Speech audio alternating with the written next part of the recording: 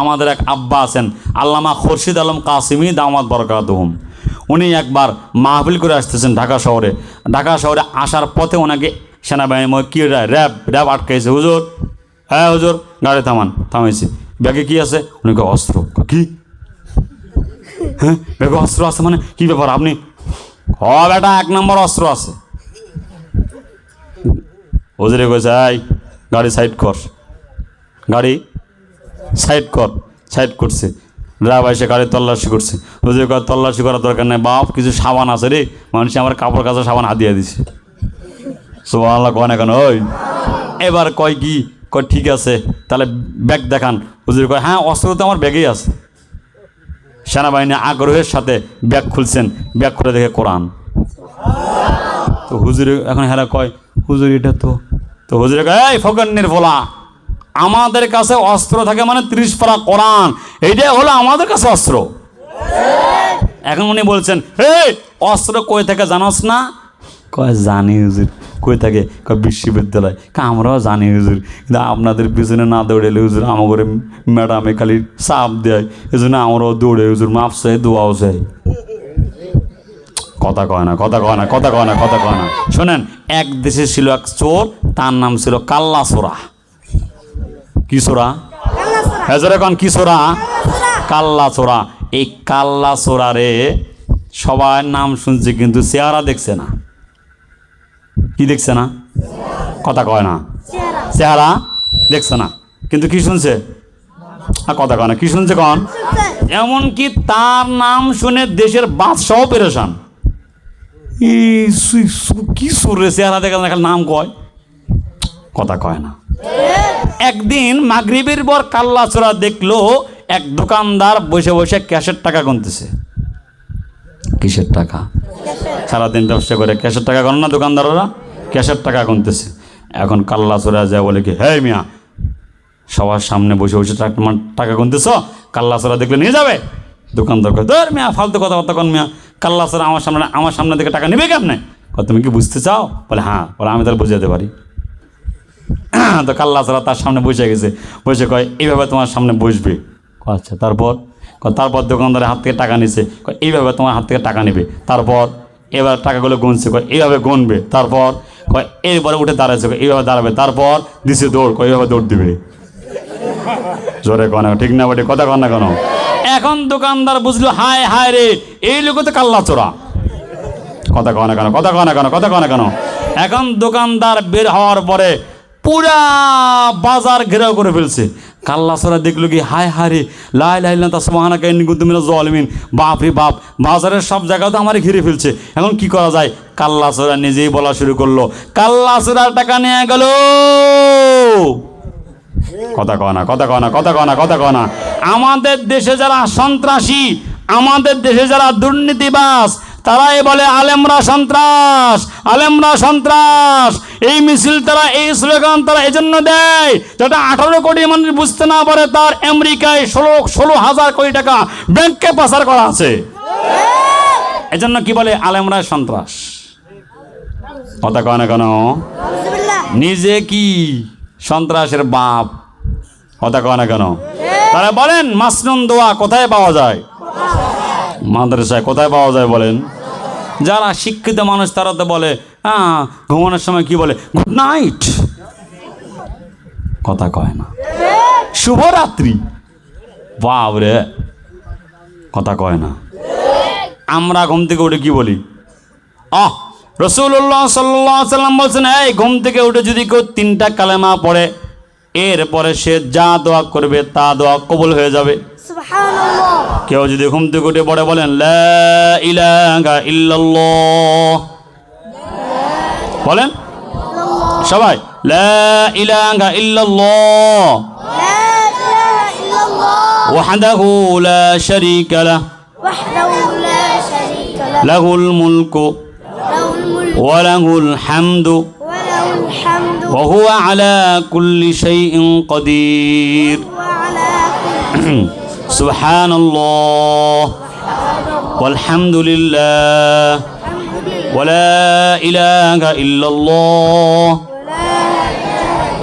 ওয়াল্লাহু আকবার এই সমস্ত কালেমা যদি কেউ ঘুম থেকে উঠে বলে, আল্লাহ নবী বলেন এই বলার পরে যা দোয়া করবে সব কবুল। জোরে কন। আর আপনি ঘুম থেকে উঠে মুখ দিয়ে না দিতে গেছেন, এ অমুকের মা বিড়িটা দে, কথা কয় না কেন? কয় টানে টানে মজা আনে, যে টানে ভাই সে জানে। কয় প্রতিটি টানে তৃপ্তি আনে, স্বাদে গন্ধে অতুলনীয়। আমি কই কিরে স্বাদে গন্ধে অতুলনীয়, এটার মানেটা কিরে? পরে কয় যে হুজুর এটাকে মানে আছে, সকালবেলা অনেকে আছে বিড়ি না খেলে পায়খানা হয় না। নাউজুবিল্লাহ কয় না কেন এখনো? পরে চিন্তা করলাম ঠিক আছে, তাহলে স্বাদও হলো বিড়ির গন্ধ আর পায়খানার স্বাদ, অথবা বিড়ির স্বাদ পায়খানার গন্ধ, এই জন্য করছে স্বাদে গন্ধে অতুলনীয়। নাউজুবিল্লাহ কয় না কেন এখনো? হ্যাঁ না ফরমান, তোমাকে আল্লাহ জিহ্বা দিয়েছে, ঠোঁট দিয়েছে বিড়ি খাওয়ার জন্য? খাই কেন? আমরা কইলে কে হুজুর, আপনার হুজুররা আসলে সমাজ বোঝেন না তো।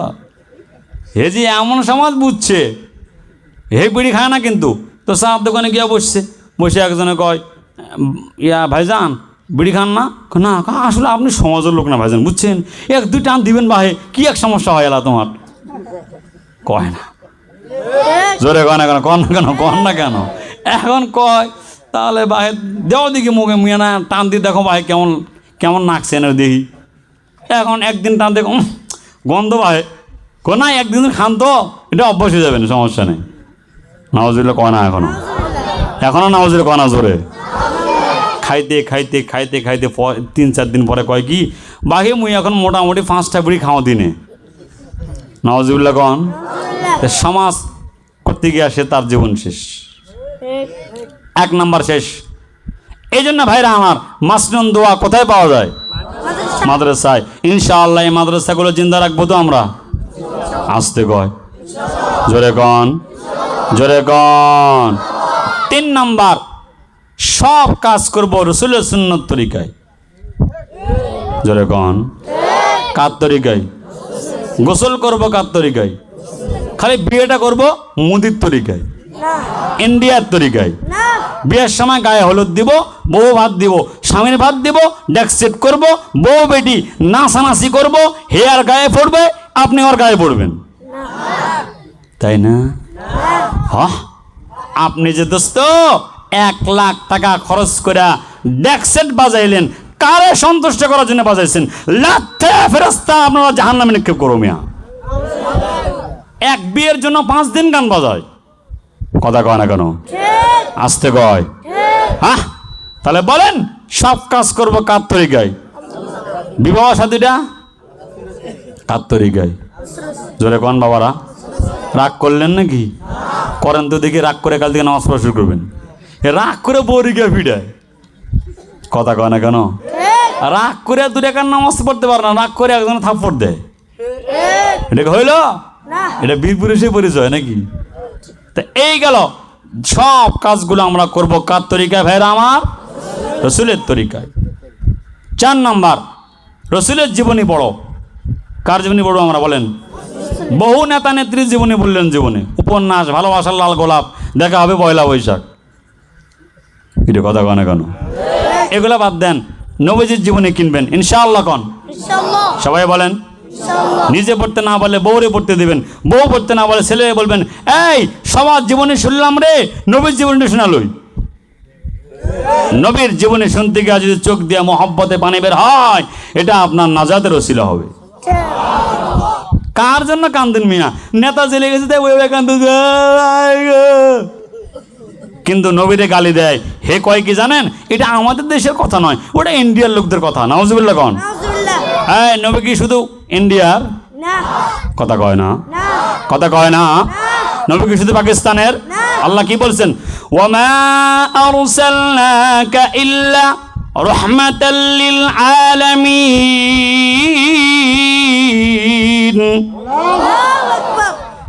আল্লাহ বলেন, ও নবী, আমি আল্লাহ রব্বুল আলামিন জগতের, আপনি নবী রহমাতুল্লিল আলামিন জগতের।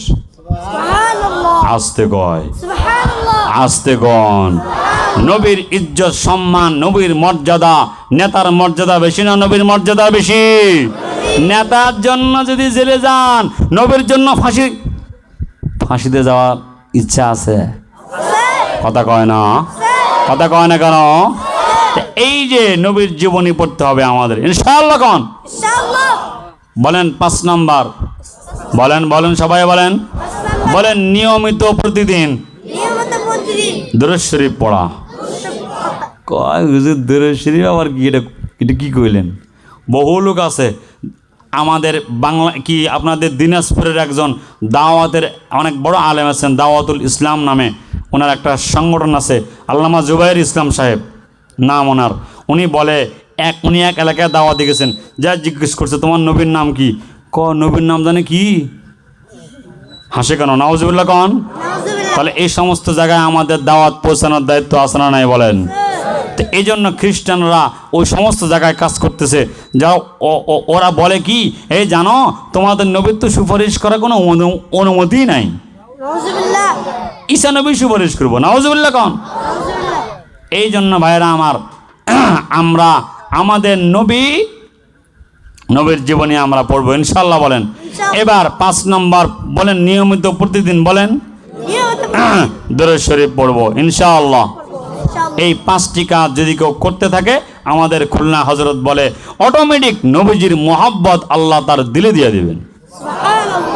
এবার আসেন দোস্ত বুজুর্গ, নবীজির মোহাব্বত শুধু ঈমান না, নবীজির জন্য যেমন মোহাব্বত করা, সুন্নতের মোহাব্বত করা যেমন ঈমান, নবীর ইজ্জতের হেফাজতের জন্য নিজের তাজা রক্ত দেওয়াটাও ঈমান। আস্তে কয়, আস্তে কয়, জোরে কন। এই আমরা বাংলাদেশের 18 কোটি মুসলমান, বিশেষ করে আপনাদের এই চর এলাকার লোকেরা হয়তো ঠিকমতো দাঁড়িয়ে নাই, ঠিকমতো হয়তো নামাজের হেফাজত করতে পারে না, ঠিক আছে, কিন্তু নবীজির মোহাব্বত আমাদের দিলে আসে না নাই? জোরে কন। আমরা মুদিরে ছেড়ে দিমু? আস্তে কয়।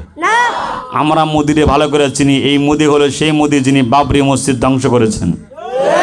আস্তে কয়, জোরে বলেন। যিনি গুজরাটের লক্ষ লক্ষ মা বোনদেরকে হত্যা করেছেন, যাকে আমরা কসাই বলি, ঠিক কিনা? যাকে পূর্বের সরকার এবং তার দোসররা এদেশে তাকে আমন্ত্রণ করে আনা হয়েছে। হ্যাঁ জোরে কন, আসতে বলেন কেন? জোরে বলেন। এটার প্রতিবাদ করার কারণে ওলামায়ে কেরামকে জেলে দেওয়া হয়েছে। দাদা দাদা দাদা না গাদা আল্লাহ জানে, দাদা না গাদা? জোরে কন।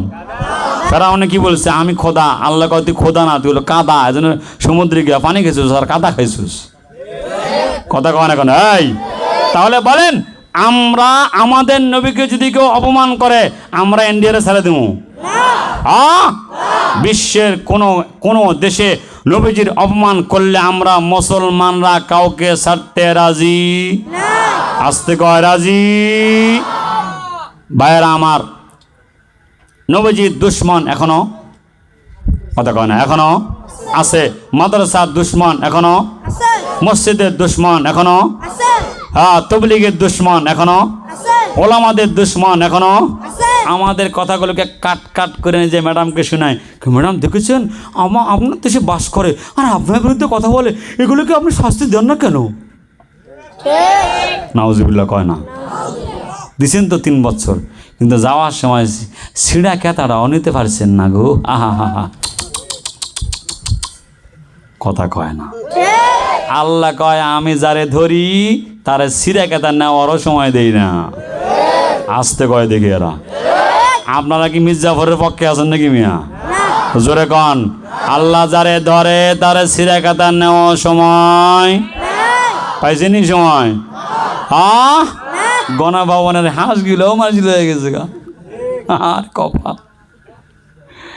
এই জন্য ভাইরা আমার, আলোচনা লম্বা করার কোনো ইচ্ছা নাই। আমাদের যদি সাহাবীদের মতো মোহাব্বত এবং ঈমান বাড়াতে চাই, তাহলে হযরত আমর ইবনুল আসের মতো ঈমান আমাদের হওয়া চাই। আমর ইবনুল আস রাদিয়াল্লাহু তাআলা আনহু জেরুজালেম যুদ্ধের জন্য আসলেন।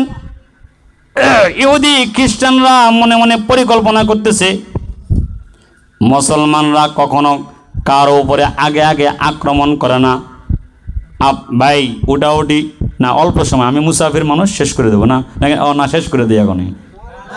না, আপনাদের কষ্ট হয়ে যাচ্ছে গো। না না, শেষ করে দিই না, আমি জোর করে প্রেম করি না কারোর সাথে, দরকার নাই, শেষ। আসেন কিছুক্ষণ আর কথা কয় না? আসেন তো ইনশাআল্লাহ? যুবকেরা আসেন তো ইনশাআল্লাহ? যুবকদের জন্য দোয়া করি আল্লাহ পাক সবাইকে খালেদ বিন ওয়ালিদের মতো কবুল করেন। জোরে কন। আফগানিস্তানের মুজাহিদদের মতো কবুল করেন। জোরে এটাকে আমার একটু আমিনটা আসতে কইছেন কে রে? জোরে কন। বিশ্বের মধ্যে এখন 1 নম্বরের আফগানিস্তানের মুসলমানরাই দেখাইতেছে মুসলমানরা সবকিছু করতে পারে, ঠিক কিনা? এবার জেরুজালেমে আসার পরে খ্রিস্টানরা মিটিং করতেছে, মুসলমানরা আগে কি করে না আক্রমণ। আপনারা আমার কথা বুঝে থাকলে বলেন, ফিলিস্তিনে আগে কি ইসরায়েলকে আক্রমণ করছে না ইসরায়েল আগে আক্রমণ করছে? আরে বর্তমান বিশ্বে 2 কসাই, এক কসাইয়ের নাম হলো মোদি, আর এক কসাইয়ের নাম হলো নেতানিয়াহু। আস্তে কয় জোরে কন। যে নেতানিয়াহুর বাচ্চা গত সপ্তাহে জাতীয় সংঘের এই বিশাল সমাবেশে ইহুদি খ্রিস্টানদের সামনে বক্তব্য দিয়েছে, আমি নেতানিয়াহু বললাম ফিলিস্তিনিকে এবং লেবাননকে আমি আক্রমণ চালিয়ে যাব। আমি বিশ্ব মোড়লদেরকে বলতে চাই, তোমাদের ওই মুহূর্তে নেতানিয়াহুর টুটি ধরে বলার দরকার ছিল, এই বিশ্বের এই সমাবেশে ফিলিস্তিনের উপরে এবং লেবাননের উপরে কোন রকম হামলা চলবে না, ঠিক কিনা যখন? কেউ কিছু কয় না, বুঝে গেল মুসলমানদের শত্রু আল্লাহ যে বলছেন ইহুদি খ্রিস্টান, এতে কোনো সন্দেহ নাই। আস্তে কয়, জোরে বলেন, জোরে বলেন, জোরে বলেন। মুসলমানদের বন্ধু কি মোদি? হ্যাঁ, জোরে কন না কেন? আপনাদের কুড়িগ্রামে তিস্তা নদী আছে না? বর্ষার সময় পানি দেয়, খরার সময় পানি নাই। এরা আসতে কয় এখন রে, জোরে কন। এই বয়ান তো নেটে যাবে, সবাই শুনবে, অসুবিধা নেই। জোরে বলেন, বন্যা কি খরার সময় পানি নাই, বর্ষার সময় পানি দেয়? তার নাম হলো মোদি কসাই।